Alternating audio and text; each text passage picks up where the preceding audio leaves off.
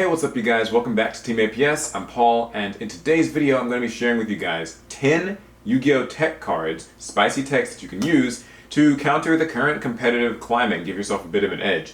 Also, I'm going to be giving away this Ultimate Guard Flip and Trade deck box. It's a purple one, it's completely sealed up, but more information on that later in the video. Okay, so first things first, what is a tech card? In case you don't know, a tech card is basically just a card that's not necessarily commonly used, but you can run it in your main deck to give yourself an edge against a common matchup, or maybe even just help your deck along a bit. These are kind of, analogous with like side deck cards and stuff, so you could side some of them, and this is stuff that you might have heard of, but there are a few interesting ones, so yeah. Okay, the first one is Enemy Controller. So, this one is a very old card, and it's been actually seeing a little bit more play recently because of the flexibility of it. So it's a quick play spell, of course, and it lets you either change one of your opponent's monsters to defense position, which is pretty useful, but more often than not you'll actually be using it for its second effect, which lets you tribute one of your own monsters to take control of an opponent's monster. So this can be used offensively and defensively, and that's probably the best part about it. If you're going first, then it's got a lot of applications for just being a disruption card. You can set it alongside whatever board you make, and now in your opponent's turn, when they take their move and try to do combos and stuff, you can just snatch whatever useful card they have. That could be like stealing a Nightmare Mermaid, or stealing a, Agripane or something, or even taking a Sky Striker Link monster for yourself so that they can't use any more of their effects once you give it back to them, because it'll be in a main monster zone. So there's lots of applications there, but if you're going second, it can be good for breaking boards. When your opponent's got a lot of stuff on the board, if you can field a monster and then use Enemy Controller, you're actually able to oftentimes bait certain cards like Orcus Crescendo or Salamangreat Roar. If you try to take their Link monster, then they'll have to negate this card, otherwise their set back row becomes dead. And you can even use it to take just a big monster, for instance, or a monster with a useful effect, link it off. There's all kinds of applications, and that's why I think that Enemy Controller definitely earns its spot here. Okay, next card is Mind Control. Now, this is actually a pretty similar one to Enemy Controller. That's probably going to be getting a little bit more play than Enemy Controller, but Mind Control just lets you target a monster and take control of it. You can't attack with the monster, but that doesn't really matter, and of course you can't tribute it or tribute summon, but that also doesn't matter, because the main goal with Mind Control is similarly to bait cards. If you try to take an Orcus Link monster, and it's the only one they have, or a Salamangreat Sunlight Wolf, for instance, then they're usually going to just have to negate it with their Roar or their Crescendo, and now, you've basically gotten rid of the most powerful disruption that those decks usually have access to. If the card doesn't get negated, then it's even better, because now you can take a monster, use its effect for things, link it off, of course. It's a great card going second, and I really do think it's something that if you're playing a deck, that thrives on going second, it's probably a good, easy main deck inclusion. Okay, so the next card is Curse Seal of the Forbidden Spell. Now, this is kind of an oldie but a goodie, because this trap, basically, when your opponent activates a spell card, you activate Curse Seal, and you have to discard a spell. You'll negate that spell's activation and destroy it, but your opponent cannot activate that spell again for the rest of the duel. The main matchup this is going to be useful against is Sky Strikers, because if you can use this on Sky Striker, Mobilize, Engage, then their entire strategy begins to quickly fall apart. Engage is the live stream of the Sky Striker deck, and so not only negating it but also locking them out of Engage for the rest of the duel is ridiculously strong. No more drawing, no more searching from it, and that it just kind of everything. The advantage stream is basically gone. You could technically even use it like in a pinch against something like Widow Anchor and probably get a lot of use out of it that way as well. But I definitely think that aiming to hit Engage can be extremely debilitating and crippling for them. Although it's not without its drawbacks. Of course, being a trap makes it a little bit slower, so it's something you'll only really want if you're able to go first. And also you do have to discard a spell, so you want to make sure that you're actually running this in a deck that has enough spells to discard. So, maybe Altergeist or Paleozoics aren't necessarily the best decks to be running this, because they don't usually have all that many spells, but you can use it in your own Sky Striker match or something like that. So yeah, it can be useful in a lot of ways there. The next card is Waking the Dragon. Now this is one that actually got a little bit of competitive play, when it was released, and then it sort of faded away, but Waking the Dragon, basically you just set it, and then if your opponent gets rid of it, either by popping it, banishing it, whatever, then you get to special summon a monster from your extra deck. And that's insanely crazy, really, because the main monster you'll be trying to get is a Raid Raptor Ultimate Falcon, which of course is unaffected by other things. So it's a 3500 beat stick. Your opponent cannot actually pop it or target it really with things just because it's unaffected. So It's a really great way to punish your opponent for using spell and trap removal. A really common threat right now is Nightmare Phoenix, actually. Sometimes you set cards against like an Orcus player and they're trying to start the combo, they'll use Nightmare Phoenix to pop a troublesome back row card in the process on the way to Mermaid, and if they make the mistake of popping Wake of the Dragon, then they'll just regret it because there's not a lot of ways to really get around this thing outside of just straight up swinging over it or maybe using a Kaiju. Not that many people have ways to do that. So yeah, and then of course when people are running Twin Twisters, Cosmic Cyclone, that type of thing, Heavy Storm Duster, this will also trigger off of all of that. So it's really a pretty useful card, and I think that it's worth trying out, especially if you're playing a deck that's already very trap reliant, because then your opponent is even more likely to use those cards against you. Next up is Ghost Reaper and Winter Cherries. Now this is a hand trap that actually has really fallen off. It had a period of time where it was extremely necessary for getting rid of a number of cards like ABC Dragon Buster, Dante, or whatever. But even right now, I still think it's a little bit underrated. Like, people are not looking at this card, but it's very easy to activate. Your opponent just has to have more monsters than you do. And you pitch it, reveal a card in your extra deck, and then your opponent has to banish all copies of that card. Against Sky Strikers, for instance, this used to be something that you would use with Kagari, but now I actually think that it's better to use it on Shizuku. So you have a Shizuku in your extra deck, you reveal it, and then your opponent will have to banish all the copies of Shizuku, which can debilitate Sky Strikers quite a bit, but it's also very useful against Orcus. You can use it to hit Mermaid and stop them from starting a combo, or it might even be more beneficial to hit Galatea, for instance. And you can use it against Pendulums, hit Electromite, although I don't think that that's necessarily as impactful because there are other like Link 2s that they can make. But it's really good against, Guard Dragon LP, Guard Dragon Agripane, Thunder Dragon Colossus, all these cards come to mind. And so yeah, I feel like it's a hand trap that you should definitely give a look to. The one catch, I guess, is that you do have to commit some extra deck space to running it, and that can be a little bit difficult if you're running a deck that actually needs all the cards in its extra deck to begin with.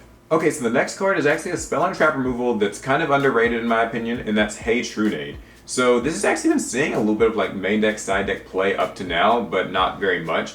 So it's basically, the retrain of Giant Trunade, and it just bounces all set spell and traps back to the hand.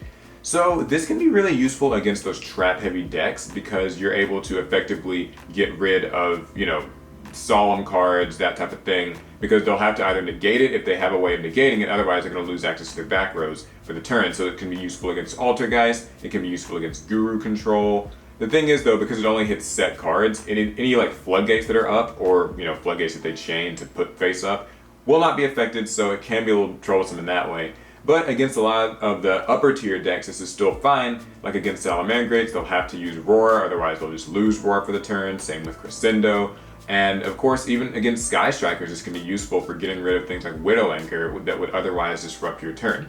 So I think that Hey Trunade is a really good option, and it even doesn't have, the lifelink cost of like Cosmic Cyclone, the discard cost of Twin Twisters, it's not a trap like Heavy Storm Duster. So there are some small perks and like benefits and stuff to running it, but again, it's just one of those things where you have to weigh the costs versus the benefits and see if it's right for you. Okay, next card is Eradicator Epidemic Virus. So this card actually recently went to 3 on the ban list, and I think it's an obscenely powerful card if you use it the right way. So you tribute a dark monster with 2500 or more attack, and then you can pick spells or traps, and you check your opponent's hand, their field, and everything they draw for the next 3 turns, and any card of that type will get destroyed. You can see the obvious benefits to this. This is of course a potential blowout card against Sky Strikers. You'll just get rid of all of their spells, and then for the next 3 turns they even draw more spells, they'll be completely gone. You can even get rid of, there are things like Rhoda and Upstart Goblin and Twin Twisters and, whatever other spells they're running. It's pretty crazy and debilitating. It can also be really useful against those, Paleozoic decks, Guru Control, Altergeist. Get rid of all of their traps. Against Pendulums, you can also call spells, and it can be extremely powerful in that matchup. I think that the main issue with this card, of course, is you have to be able to get a dark monster out that's got 2500 or more attack. Now, for some decks, that's not a problem at all. For instance, the Thunder Guard Dragon type of decks, no issue, right? You'll have plenty of dark monsters that have high attack points.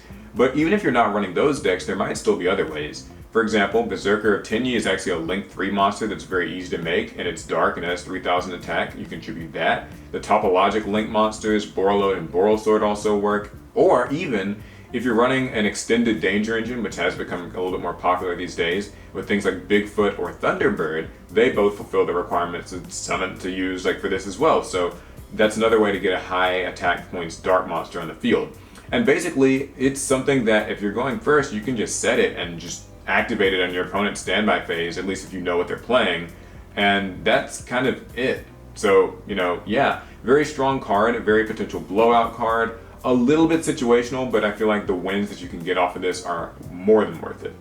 Okay, so let's talk about how you can win this Ultimate Guard Flip and Trade deck box. So this is a purple Xenoskin box, and you guys have probably seen me using these in various videos. This isn't sponsored or anything, I just actually happen to have this and haven't opened it, so I figured whatever, one of you guys can have it instead.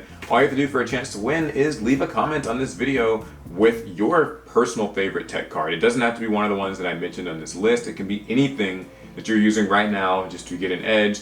Tell me what it is, tell me how you use it, what deck you're playing, and how it can be used. And that's really all you have to do. So yeah, leave a comment and I will pick a random winner in a couple of days and I'll announce it on Facebook, on Twitter, and here on YouTube. And then I'll just, get in contact with you, send it out. That's all you have to do. Okay, back to the list. All right, we have 3 more. So Gizmo Orochi, the Serpentron Sky Slasher. This card has actually been like low-key one of my favorite cards recently. And that's not just because I'm running Grin Maju, but also because it really is a surprisingly techable card in a lot of different decks. So yes, it has a steep summoning requirement. You have to banish the top 8 cards of your deck face down, and if I know anything about how much people love Pot of Desires so much, then I can see why this might be a little controversial for that reason. But there are some major benefits to this. So it's a quick effect to summon itself, which means that even if you're going second, for instance, you can summon this during your opponent's end phase before they have any chance of negating it, and then it's just a free monster on the board, and its second effect actually lets you banish 3 cards from your extra deck face down and pop a card in the field, offering you not only a monster to use, but also a removal, and that's really cool. And then once you do that, even when your opponent swings over it, or if you just link it off or something, on the next turn, like your opponent's next turn, you can still summon this guy back, and that means it can be really useful for defense and just that kind of thing. And I've used it for all of these purposes in Grin Maju, but I've also been seeing this run in decks like Orcust, and I think that technically speaking, you can tech it into anything. If you're concerned about, the banishing cost, I get it, it makes sense, but remember, you can always just summon this thing last. Like, it could be the last thing you use in a combo, and then that way you've probably already gotten all your useful combo pieces out of the deck, so then you can just use Gizmo, and it can be an extender, it can be, any number of things for you. So I definitely think that it's one of those cards that's worth looking into. A little expensive right now, but if you can get your hands on it, why not give it a try? It would have been perfect if it was 2500 attack and it could work with the viruses, but we can't have our cake and eat it too. Alright, the next card is Super Polymerization. Now, I get it, this is not necessarily a spicy tech so much as it's almost a staple these days, but I really do feel like I should include it because if you are not at least looking at this card, you definitely really should be. There's so many different things that Super Poly can hit and save you against, basically, that I think it's incredible, honestly. So the obvious application here is against Orcust because they run plenty of dark monsters and you can use it and summon Starving Venom. You might not know though that there's actually a new Predaplant fusion monster that I can't pronounce, Trifeoverutum. I hope I didn't butcher that too bad. But yeah, it takes 3 dark monsters if you want to get rid of that, and all of these monsters actually have good effects too. So like if you summon, Starving Venom, for instance, it just sits there and then can take a monster's effect, and it can gain attack, and then when it dies, it nukes all your opponent's special summon monsters. Or Trifeoverutum, again, sorry about that, can actually negate one of your opponent's special summons from their extra deck, just straight up.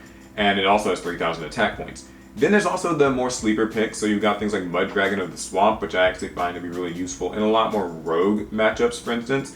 And there's, Salamangreat Violet Chimera. There are even some really niche things. Predaplant Dragostapelia can be really good for dealing with Thunder Dragons, since you want to hit fusions and darks, so you can hit Titan that way, or you can hit Odd Eyes Vortex Dragon. I even, if you have the extra tech space, I even say look at cards like Metalfoes Crimsonite, which takes just a Metalfoes monster and then 2 monsters with less than 3000 attack. Against a Pendulum deck, that can actually be their Electromite and then any 2 other monsters in their field, including Endymion or Jackal King. And because your opponent can't respond to Super Poly, it becomes kind of a godsend sometimes and give you a monster out of the deal. So pretty nice. And the final card is Get Out, which is a new trap and one that I think a lot of people kind of were interested in but then just didn't really pay much attention to. So you target 2 monsters that were special summoned from the extra deck and bounce them back. So it resembles Compulsory Evacuation Device, which is actually another card that's being run a lot right now as a tech, so you could really kind of go either or with this. I just like Get Out because I'm kind of a bigger fan of cards that are +1s. Effectively, you'll be getting rid of 2 cards for the price of 1, so I think that in many ways makes it more worth it, although Compulsory Evacuation is a little more flexible because you can just bounce anything. So it's kind of potato between the two of them, but I do think that this is a very good card for just making your opponent waste a lot of resources and still get rid of the monsters. I think the only downside, of course, is it's a trap, right? You know, nobody loves that. But also that it does put the monsters back in the extra deck, so later your opponent might be able to make them again. So that is something that you have to be wary of. But I still think it's worth it. I still think it's a very cool card, and it doesn't have that much of a price tag for a secret rare, so worth a look, right? Okay, and that is all for my 10 Yu-Gi-Oh! Tech cards for this format. Hopefully you guys enjoyed it, learned something, got maybe a new idea or two, and want to give it a try.